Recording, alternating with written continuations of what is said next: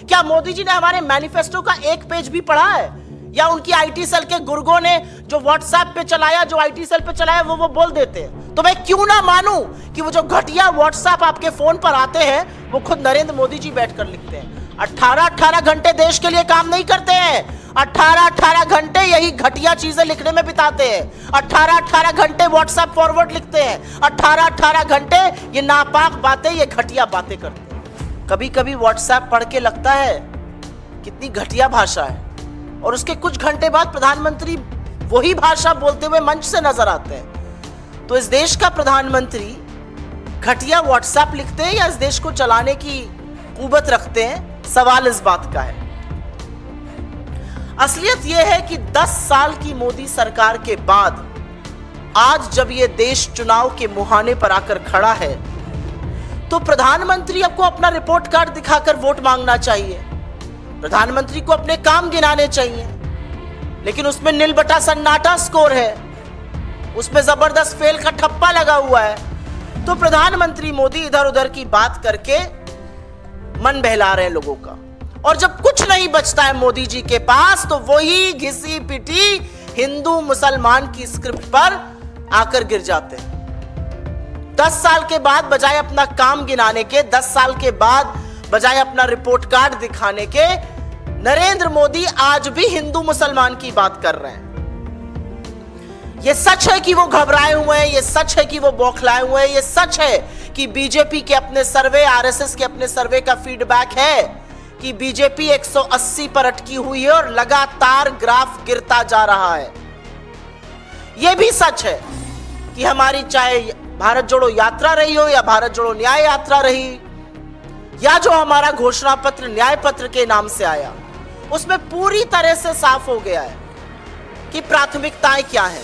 हमारे घोषणा पत्र की चर्चा आप जैसे मीडिया के प्रबुद्ध साथियों ने की, विशेषज्ञों और जानकारों ने की, और विरोधियों को भी यह कहना पड़ रहा है कि यह एक बड़े व्यापक दृष्टिकोण का खाका है, यह एक ब्लूप्रिंट है भारत के भविष्य के लिए, और 10 साल में जो भी समस्याएं इस देश के लोगों पर लादी गई हैं उन सबका कहीं समाधान भी है, और क्रमबद्ध तरीके से समाधान है। और यह भी सच है, जैसा कि हमारे नेता राहुल जी ने कहा, कि यह घोषणा पत्र कुछ 2 विशेषज्ञों ने बैठकर पूंजीपतियों की सूची लेकर नहीं बनाया है। यह घोषणा पत्र भारत की आवाज है, इस देश की आवाज है। यह घोषणा पत्र उन लाखों करोड़ों लोगों की अपेक्षाओं पे, उनकी आकांक्षाओं पे, उनकी आशंकाओं और उनकी चुनौतियों के बेसिस पर बना है, जो भारत जोड़ो यात्रा और भारत जोड़ो न्याय यात्रा में कांग्रेस से, कांग्रेस के शीर्ष नेतृत्व से, हमारे लीडर से, हमारे अध्यक्ष से लगातार मिलते रहते हैं। और इसीलिए प्रधानमंत्री घबरा गए। चर्चा शुरू हुई, प्रधानमंत्री को लगा अरे भैया क्या किया जाए। मेरा अपना मानना, और मैं दावे के साथ ये कह सकती हूं कि उनका एक चरण चुंबक उनके पास गया होगा और कहा होगा, मोदी जी कांग्रेस का मैनिफेस्टो तो बड़ा अच्छा है, सब लोग बड़ी बातें कर रहे हैं, कह रहे हैं बड़ा व्यापक दृष्टिकोण है, एक पूरा खाका तैयार कर दिया है भविष्य के भारत के लिए, आपको ये सब करना चाहिए था 10 सालों में। तो मोदी जी ने उससे ये नहीं कहा हाँ सही कह रहे हो, मोदी जी ने उससे कहा चेले घबरा मत, अभी देख मैं अपनी अगली इलेक्शन रैली में क्या करता हूं, मुद्दे से ही भटका दूंगा। और ऐसा घटिया और शर्मनाक बयान नरेंद्र मोदी देते हैं, कहते हैं हमारे घोषणा पत्र पर मुस्लिम लीग की छाप है। असलियत यह है कि ये वो दिल में जो इतना अथाह प्रेम, इतना प्रगाढ़ प्रेम है मुस्लिम लीग के लिए नरेंद्र मोदी और भारतीय जनता पार्टी के नेताओं का, जो रह रह कर छलक जाता है। वो गागर इतनी भरी है प्रेम से कि वो समझती नहीं है, वो रह रह कर छलक जाती है। ये असलियत है। उनके मुस्लिम लीग की प्रेम की बात अभी मैं थोड़ी देर में करूंगी, लेकिन हमारे घोषणा पत्र पर किसकी छाप है इसकी चर्चा पहले करना चाहती हूं। जैसा कि मैंने आपको पहले भी बताया कि हमारा घोषणा पत्र 5 न्याय के स्तंभों पर आधारित है। वो युवा न्याय है, नारी न्याय है, किसान न्याय है, श्रमिक न्याय है, हिस्सेदारी न्याय है। इसके अलावा हमने राज्यों की समस्याओं पर, सुरक्षा की समस्याओं पर तमाम बातें और बड़े व्यापक दृष्टिकोण से वो बातें दी हैं। यह भी सच है कि हमारा घोषणा पत्र लोगों की आवाज पर बना है, इसमें लोगों की अपेक्षाओं का प्रतिबिंब है।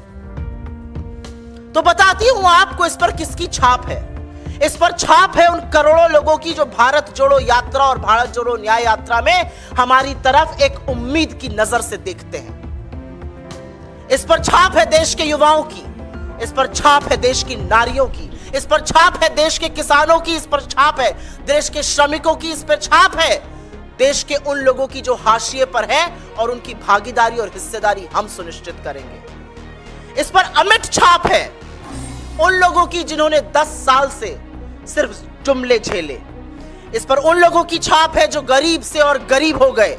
इस पर उन लोगों की छाप है जिन्होंने कोरोना काल में अपनों को तड़प तड़प के दम तोड़ते देखा। इस पर छाप है उन श्रमिकों की जो चिलचिलाती धूप में सड़कों पे नंगे पैर फोपले और छाले लिए पैदल चलने को मजबूर थे। इस पर छाप है देश के उन लोगों की जिनके हक मार के धन्ना सेठों की तिजोरियां भरी गई। इस पर छाप है उन लघु मध्यम उद्योगों की जिन पर ताले पड़ गए इस सरकार की मनमानी नीतियों से। इस पर छाप है उन 700 किसानों की जो हक मांगते हुए शहीद हो गए। इस पर छाप है उन किसानों की जो हक मांगकर जब लौट रहे थे तो उनको गाजर मूली की तरह रौंद दिया गया। इस पर छाप है उन युवाओं की जो जी तोड़ मेहनत करते हैं, हर संभव प्रयास करते हैं और जब इम्तिहान देते हैं पेपर लीक हो जाता है तो वो हताश हो जाते हैं। इस पर उनकी छाप है। इस पर छाप है सरहद पर तैनात उस सैनिक की जो जाड़ा गर्मी बरसात नहीं देखता और इस सरहद की रक्षा करता है। इस पर छाप है गलवान के उन शहीदों की जिनके प्रति श्रद्धा तो छोड़िए, आरोपियों को क्लीन चिट देने का काम इस देश के प्रधानमंत्री ने किया। इस पर छाप है उन सैनिकों की जिनके शौर्य और पराक्रम के बल पर यह देश सुरक्षित है, हम और आप सुरक्षित हैं, लेकिन जिनके शौर्य और पराक्रम और मनोबल को तोड़ने का काम नरेंद्र मोदी की क्लीन चिट और उनके विदेश मंत्री के ऊल जलूल बयान करते हैं। इस पर छाप है कश्मीर की, इस पर छाप है मणिपुर के लोगों की, इस पर छाप है लद्दाख की आंदोलित जनता की, इस पर छाप है उन सब बड़े सरकारी संस्थानों की जिसकी नींव पर यह देश खड़ा हुआ है और जिसको लगातार बेचने का काम नरेंद्र मोदी कर रहे हैं। इस पर छाप है देश की जनता की, इस पर छाप है हौसले की, इस पर छाप है आशा और उम्मीद की। लेकिन क्यों मोदी जी ने ऐसा कहा? कभी आपने सोचा है? कुछ और कह सकते थे, कह सकते थे कि यह गलत है, यह नहीं संभव है, यह नहीं होगा, कुछ भी कह सकते थे। यह क्यों कहा?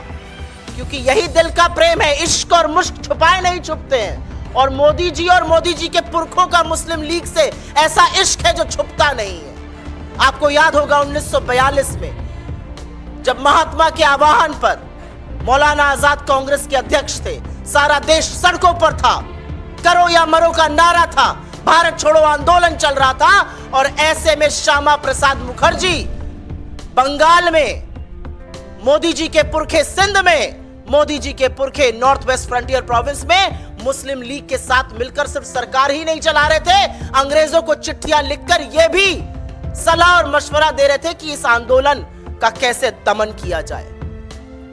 ये ना हमारे सगे हैं, ना आपके सगे हैं, ना भारत मां के सगे हैं, ये हमेशा से सगे विभाजनकारी लोगों के हैं, विभाजनकारी पार्टियों के हैं, चाहे वो मुस्लिम लीग हो या फिर अंग्रेज हो।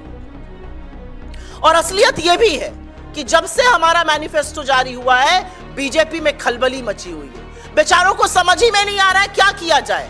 वैसे ही 180 पर अटके हुए हैं, शनै शनै वो अब कम होता जा रहा है। और इसीलिए मैं 1 मिनट में जरूर अपने मैनिफेस्टो का, जरूर अपने न्याय पत्र का जिक्र करना चाहती हूं कि क्यों हमें फक्र है इस पर, क्यों लोग कह रहे हैं कि एक व्यापक दृष्टिकोण है, क्यों लोग कह रहे हैं कि यही देश की तकदीर और तस्वीर बदलेगा।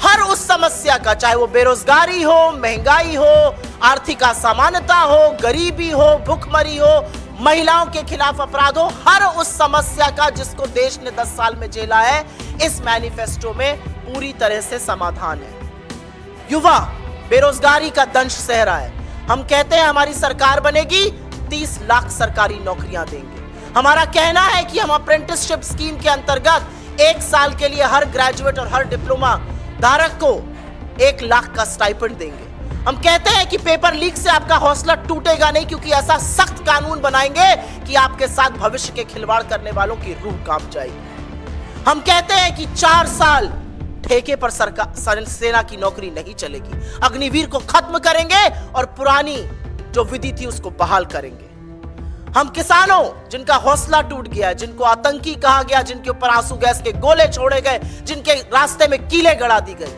हम उन किसानों को एमएसपी की कानूनी गारंटी देंगे। हम उनका कर्जा माफ करेंगे, 16 लाख करोड़ पूंजीपतियों का माफ नहीं करेंगे। हम उनके खेती को, उनके बीज को, उनकी खाद को, उनकी दवाई को, उनके खेती के उपक्रम को जीएसटी से मुक्त करेंगे। हम नारी के हाथ में संसाधन देंगे। महालक्ष्मी स्कीम के चलते हम गरीब परिवार की महिला मुखिया को 1 लाख रुपए सालाना देंगे। हम नई सरकारी नौकरियों में महिला को 50% आरक्षण देंगे। हम श्रमिकों के न्याय की बात करते हैं। हम मनरेगा जिसने ग्रामीण भारत की तस्वीर बदल के रख दी, हम उसके मानदेय को प्रतिदिन बढ़ाकर 400 रुपए करेंगे। हम गिग वर्कर्स को सामाजिक सुरक्षा देंगे। हम 25 लाख रुपए की एक हेल्थ योजना की बात कर रहे हैं, जैसे हमने राजस्थान में चलाई, जिसके तहत इलाज, दवाई, टेस्ट सब उसमें आएगा। हम हिस्सेदारी की बात करते हैं। हम कहते हैं कि गिनती करनी ही पड़ेगी, क्योंकि जब तक आप सामाजिक और आर्थिक सेंसस नहीं कराइएगा, नहीं पता चलेगा कि समस्या कितनी है। हम हाशिए पर दलित, शोषित, वंचित, आदिवासी, पिछड़े लोगों की भागीदारी सुनिश्चित करेंगे। हम पता करेंगे कि वो कौन गरीब जनरल कास्ट के भी लोग हैं जो दंश सह रहे गरीबी का और जिनकी मदद होनी चाहिए। हम जंगल जमीन पर कानूनी हक देंगे लोगों को। वन अधिकार अधिनियम लागू किया जाएगा। हम आदिवासी बाहुल्य क्षेत्रों को अधिसूचित करेंगे। हम राज्यों की बात करते हैं। हम मोदी जी की तरह मुंह नहीं मोड़ लेते हैं। हम जम्मू कश्मीर को पूर्ण राज्य का दर्जा वापस बहाल किया जाएगा, ये कहते हैं। पांडिचेरी को, पुदुचेरी को पूर्ण राज्य का दर्जा देंगे।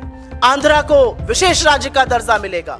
लद्दाख में आज भी लोग सड़कों पर आंदोलित हैं, वहां पर धारा 144 लगाकर इंटरनेट सस्पेंड करके दमन किया जा रहा है। हम 6th शेड्यूल ऑफ कॉन्स्टिट्यूशन का अमेंडमेंट कर लद्दाख की जनजातियों को उसमें इंक्लूड करेंगे। हम मणिपुर की वर्तमान सरकार को बर्खास्त करेंगे और सुलह आयोग की एक नियुक्ति करेंगे। यह होता है एक व्यापक दृष्टिकोण, जहां पर युवाओं की बात हो रही है, किसानों की हो रही है, महिला की हो रही है, श्रमिकों की हो रही है, हिस्सेदारी की बात हो रही है, जहां पर देश के राज्यों की बात हो रही है। और यह कांग्रेस का वादा है और जनता जानती है। हम जब वादा करते हैं तो उसको पूरा करते हैं। यह कांग्रेस की ही सरकार थी जिसने सूचना का अधिकार, शिक्षा का अधिकार, मनरेगा, खाद्य सुरक्षा बिल जैसे बड़े बड़े कानून दिए। ये कांग्रेस की कर्नाटक, तेलंगाना और हिमाचल में चलने वाली सरकारें हैं, या हमारी राजस्थान और छत्तीसगढ़ की वो सरकारें जो अब नहीं रही। हमने जो कहा वो पूरा किया, चाहे वो गृह ज्योति हो, गृह लक्ष्मी हो, रायतू भरोसा हो, तमाम ऐसी चीजें। तो लोगों को भरोसा है कि कांग्रेस जो वादा करती है उसको निभाती है, क्योंकि ये कांग्रेस की गारंटी है, ये किसी का जुमला नहीं।